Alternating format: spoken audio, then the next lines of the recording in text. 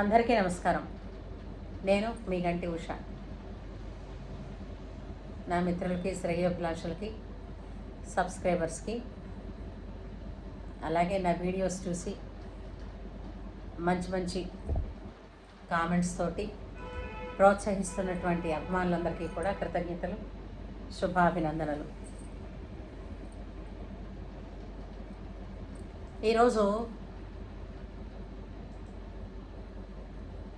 భారతదేశంలోని ప్రతి ఒక్క భారతీయుడు, మానవత్వం ఉన్న ప్రతి ఒక్క మనిషి కూడా చాలా బాధపడుతూ, దుఃఖపూరితంగా, ఆవేశపూరితంగా కూడా ఉన్నారు.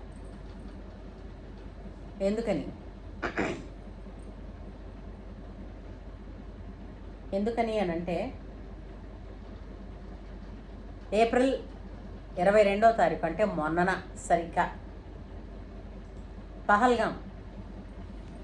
పహల్గాంలో జరిగినటువంటి ఉగ్రదాడి ఎంత పాశవికంగా, ఎంత అమానుషంగా జరిగిందో అందరూ చూశారు. అక్కడికి వెళ్ళి పర్యాటకులు వాళ్ళ ఆధార్ కార్డులు, వాళ్ళ ఐడెంటిటీ కార్డ్స్ చూసి వాటిల్లో వాళ్ళు హిందువా అని కనుక్కుని మరీ ఆ మగవారిని కాల్చి చంపారు. ఆడవారిని, పిల్లల్ని ఏమి చేయమని అన్నారు. ఏమిటి పాశవికత? నాకు అర్థం కానిది. అసలు వీళ్ళందరూ కూడా కాశ్మీర్, మన భారతదేశం, మన భారతదేశపు అందాలు మనం చూడాలి, మనకి హక్కు ఉంది, మనకి రక్షణ ఉంది ఎక్కడికి వెళ్ళినా అన్న ఉద్దేశంతోనే వీళ్ళందరూ కూడా వెళ్ళారు. అలాగే మా విశాఖపట్నం నుంచి కూడా ఒక బృందం వెళ్ళారు. ఓ 2-3 ఫ్యామిలీస్ కలిసి వెళ్ళారు. అందులో కూడా విషాదం జరిగింది. విహారయాత్ర అనుకుని వారు వెళితే అది విషాదయాత్రగా పరిణమించింది. ప్రకృతి సోయగాలు చూడడానికని వీరు వెళితే ప్రకృతి విలయతాండవం చేసి మృత్యుదేవత దర్శనమిచ్చింది వాళ్ళకి. అక్కడ భయంతో, బాధతోటి, దుఃఖంతో, ఏం జరుగుతోందో తెలియని అయోమయమైనటువంటి స్థితిలో ఎలాగోలా వాళ్ళు అక్కడి నుంచి బయటపడి తిరిగి వాళ్ళ ఇళ్ళకి చేరుకున్నారు. కానీ వాళ్ళ మనుషుల్ని కొంతమందిని కోల్పోయారు. అలాగే మా విశాఖపట్నం వాస్తవ్యులైనటువంటి మౌళి గారు అక్కడ ఈ పాశవిక చర్యకి బలి అయిపోయారు. ఎంత దుఃఖమయమైనటువంటి వార్త అంటే వాళ్ళు చెప్తున్నారు, అక్కడ వాళ్ళు ఆ అందాలు, అది స్విట్జర్లాండ్లా ఉంటుందట, ఆ అందాలు చూద్దామని చెప్పి అక్కడికి ఇంకా మరి కార్లు కూడా వెళ్ళవుట. అక్కడ ఒక చిన్న నదిలోంచి, ఒక నది రాళ్ళల్లోంచి ఒక చిన్న కొండ లాంటిది, ఒక గుట్ట లాంటిది ఎక్కి వెళ్ళి చూడాలట. అక్కడ ఆ అందాలు చూడాలంటే వీళ్ళు ఇవన్నీ నడుచుకొని వెళ్ళి అక్కడ పైన కొన్ని ఎవరో రెస్టారెంట్స్ ఉన్నాయి, కాస్త ఏదైనా తిందాము అని అనుకుంటే ఈ లోపల అందరూ టాయిలెట్స్ వస్తున్నాయని అన్నారట. వెళ్ళారు వీళ్ళందరూ కూడా. వీళ్ళల్లో వెళ్ళి అక్కడ ఉన్న టాయిలెట్స్ కోసం, అక్కడ ఏంటి రెస్టారెంట్స్కి ఒక 100-150 మీటర్ల దూరంలో మాత్రమే ఉన్నాయి. వాళ్ళు వెళ్ళారు. అందులో ఒకళ్ళిద్దరు రెస్ట్ రూమ్స్లోకి వెళ్ళారు, వచ్చారు. మిగిలిన వాళ్ళు బయట ఉన్నారు. వాళ్ళు వచ్చాక వీళ్ళు వెళదాం అనుకుంటున్నారు. ఈలోగా అనుకోకుండా గన్ షాట్స్ వినిపిస్తే అది ఒక మిలిటరీ ప్రోటోకాల్ ఏమో వినపడుతున్నాయి అనుకున్నారు. అనుకునే లోపల వాళ్ళకి ఏం జరిగింది, పక్క నుంచి ఆడవాళ్ళు ఏడుపులు వినపడుతున్నాయి. ఏంటి జరుగుతుందని వాళ్ళు అటు చూసే లోపల ఎవరో మనుషులు పడిపోతున్నారు. ఒక మనిషి చేతుల్లో, ఒక 4-5 మనుషుల చేతుల్లో గన్స్ ఉన్నాయి. అక్కడి నుంచి వాళ్ళు కాలుస్తున్నారు. ఇది ప్రత్యక్షంగా చూడడం అంటే ఎంత భయంగా ఉంటుంది. ఆ, వాళ్ళు ఎటువంటి మానసికమైన పరిస్థితిలో ఉంటారో ఒక్కసారి ఆలోచించండి. వినడానికే ఎంతో భయంగా ఉంది.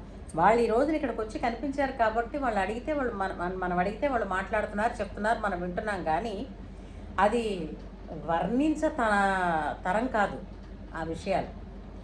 అయితే అప్పటికి వాళ్ళు ఏం జరుగుతోందో చుట్టుపక్కల తెలియని పరిస్థితిలో దిక్కు తోచకుండా స్తంభించిపోతుందంటారు చూసారా మైండ్. అలాంటి పరిస్థితుల్లో ఏం చెయ్యాలని అనుకునే లోపల ఆ కనపడుతున్నటువంటి ఒక ఉగ్రవాది వీళ్ళ వైపు తిరిగాడు. తిరిగేసరికల్లా వీళ్ళు మరింత భయంతో అప్పటికప్పుడు అనుకుని మనం పారిపోదాం పారిపోదాం అంటే ఆడవాళ్ళండి ఏంటి రోజు నడక ప్రాక్టీసే తక్కువ ఉన్న వాళ్ళకి పరిగెత్తి పారిపోదాం, అందున ప్రాణభయంతో పరిగెట్టడం అంటే ఎంత కష్టం అండి. వాళ్ళు చుట్టుపక్కల చూశారు, ఫెన్సింగ్ తప్ప వేరేగా ఎక్కడికి దాక్కోవాలో తెలియదు.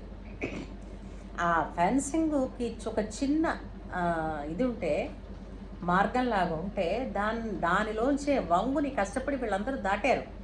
అందులో ఆ మౌళి గారు అందరినీ కూడా చెయ్యి పట్టుకుని అవతలకి లాగి వీళ్ళందరూ ఆ ఫెన్సింగ్లోంచి మళ్ళా ఈ ఈ లోయ మార్గం గుండా మళ్ళీ కిందకు వచ్చేద్దాం అన్న దాంతో పరిగెడుతూ ఉంటే వీళ్ళకి తెలియకుండానే వీళ్ళ వెనకాతలే ఒక ఉగ్రవాది ఫెన్సింగ్ వీళ్ళలాగే దాటి వెళుతూ వచ్చాడు.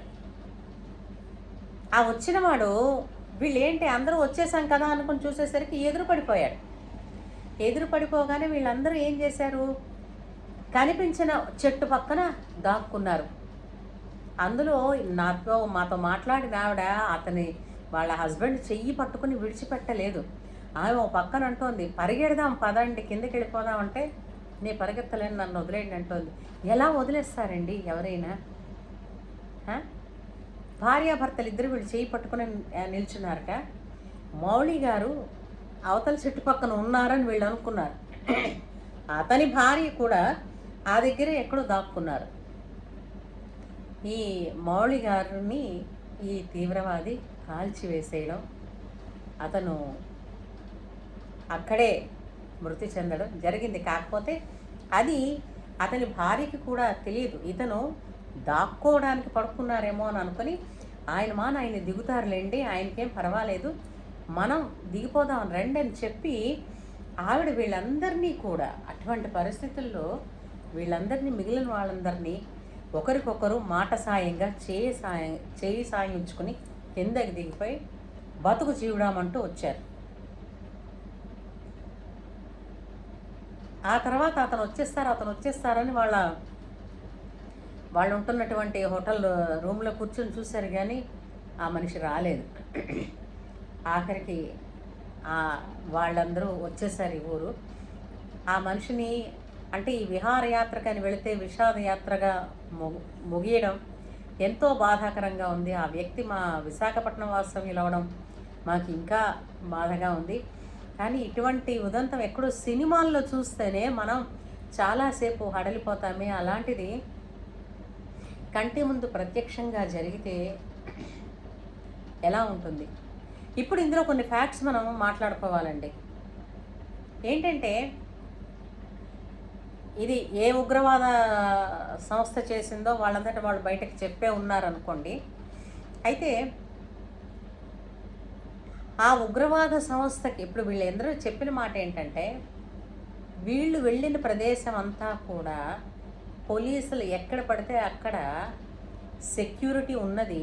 కేవలం ఈ లోయ దాటి ఎక్కడికైతే ఈ స్విట్జర్లాండ్లా కనిపిస్తుందన్నారో అక్కడ ఒక్క పోలీసు కూడా లేకపోవడం అన్నది చాలా ఆలోచింపచేసే విషయంగా, కొత్తగా, అంటే అక్కడ అసలు ఎవరూ లేకపోవడం ఏమిటి, అంత విచ్చలవిడిగా ఉగ్రవాదులు వచ్చి ఇష్టానుసారంగా కాల్చుకొని వెళ్ళిపోవడం ఏమిటి? ఇది చాలా ఆశ్చర్యాన్ని కలిగిస్తుంది. ఒక్క విషయం అనుకుందాం, లోకల్గా ఉండేటటువంటి ముస్లిం సంస్థలు ఎవరూ కూడా సహాయం చేయకుండా ఆ ఉగ్రవాద సంస్థ వ్యక్తులు వచ్చి ఇంతటి మారణ హోమాన్ని సృష్టించగలరా? ఇంటి దొంగని ఈశ్వరుడైనా పట్టలేడన్నట్టుగా మన ఇంట్లోనే ఇలాంటి దేశద్రోహులు చాలామంది ఉన్నారండి. మనం ముందు వాళ్ళని రక్షించుకోవాలి. ఎంతసేపును మనకి ఏదో క్రికెట్ ఆటలు, బెట్టింగులును, లేదంటే సీరియల్స్, వీటిల్లోనే చూస్తూ ఇవే జీవితాలు అనుకుంటూ ఆ ఎమోషన్స్లోనే కొట్టుకుపోతూ బోర్డర్స్ దగ్గర పెళ్ళాం పిల్లల్ని దూరంగా ఉండి, తల్లిదండ్రులకు దూరంగా ఉండి, దేశ భద్రత కోసం అక్కడ 24 గంటలు తపస్సు చేస్తున్న వాళ్ళని మనం అసలు మర్చిపోయి ఇక్కడ మనల్ని మనం కొట్టుకుంటున్నాం. సరిగ్గా ఉండడానికి కూడా మనం సరిగ్గా వాళ్ళను ఉద్ధరించినట్టు మనం ఇదవుతున్నాం. మనలాంటి వాళ్ళ కోసం, ఐకమత్యత లేని వాళ్ళ కోసం వాళ్ళేమో అక్కడ చచ్చిపోతున్నారు బోర్డర్స్ దగ్గర. ఎంతవరకు న్యాయం అండి ఇది? ఆలోచించండి. పహల్గాం దాడి జరిగింది. ఎవరు సీరియల్స్ ఆపేశారా? చూడడం ఆపేశారా? వేడాలు ఆపేశారా? కనీసం హిందువు అన్నవాడు ఒక్కరోజైనా సరే ఎలుగెత్తి నేను హిందువుని, నా హిందువుల మీద దాడి జరిగింది, దీన్ని నేను ఖండిస్తున్నానని ఎలుగెత్తి ఏ ఒక్కడైనా ఏ మాధ్యమాల ద్వారానైనా సరే ఒక్కసారి వాళ్ళ గళాన్ని విడిపించారా? ఎక్కడో జరిగిందిలే మనకెందుకు, ఎక్కడో జరిగిందిలే మనకెందుకు అన్నది ఇప్పుడు సినిమాల్లో కనపడుతుంది అనుకున్నది వీళ్ళకి ఎలా ప్రత్యక్షమైందో మనకెందుకులే అనుకుంటే మన ముందు కూడా ఎప్పుడప్పుడు అలాగే ప్రత్యక్షం అవుతుందండి. మనం అంటే సరిపోతుందా, అంటే సరిపోతుందా లేదా అన్నది పక్కన పెడితే అనడం మన ధర్మం. అక్కడ ప్రాణాలు పోగొట్టుకున్న వాళ్ళందరికీ కూడా మనం ఉన్నాం అన్నటువంటిది వాళ్ళకి ఆత్మస్థైర్యాన్ని కలిగిస్తుంది. వాళ్ళ మనుషుల్ని మనం తీసుకురాలేం, వాళ్ళ బాధని మనం తీసేయలేం. కానీ బాధలోనైనా సరే మీకు మేము తోడుగా ఉన్నామన్న ఆత్మధైర్యాన్ని కలిగించాల్సిన బాధ్యత ప్రతి హిందువు మీద ఉంది. మానవత్వం ఉన్న ప్రతి మనిషి మీద ఉంది. అయితే దీనికి తగ్గట్టుగా మన ప్రధాని అద్భుతమైనటువంటి చర్యలు తీసుకుంటున్నందుకు ఒక ఇండియన్గా నాకు చాలా ప్రౌడ్గా ఉంది. అతను డిక్లరేషన్లో ఆల్రెడీ డిప్లొమాటిక్ వార్ డిక్లేర్ చేశారు పాకిస్తాన్ మీద. అసలు ఆ పేరు వల్లించడానికి కూడా, ఎందుకంటే వాళ్ళకి అర్హత లేదు. మనము మంచినీరు వాళ్ళకి ఇస్తూ ఉంటే వాళ్ళు రక్తాన్ని ప్రవహింపజేస్తున్నారు. ముష్కరులు అని ఉత్తినే అనలేదు పూర్వం వాళ్ళకి పేరు ముష్కరులు, మూర్ఖులు. వాళ్ళకి ఆ నీటి ఒప్పందం ఏదైతే ఉందో దాన్ని ప్రస్తుతం సస్పెండ్ చేసేసారు. పాకిస్తాన్కి ఎప్పుడు ఉన్నది ఏంటంటే యుద్ధం అంటూ వస్తే ప్రజలు ఆల్రెడీ, అంటే పాకిస్తాన్లో ఆల్రెడీ ఎకనామిక్ క్రైసిస్ ఉన్నాయండి. వాళ్ళకి ఐక్యమత్యం లేదు. జనాలందరూ కూడా ఇదే, లేదంటే బెలూచిస్తాన్ ట్రైన్, పాకిస్తాన్ వాళ్ళ సైనికులు ఉన్నటువంటి ట్రైన్ మొత్తం హైజాక్ చేస్తుందండి. అందరిని ఉచ్చకోత కోసి పడేసింది.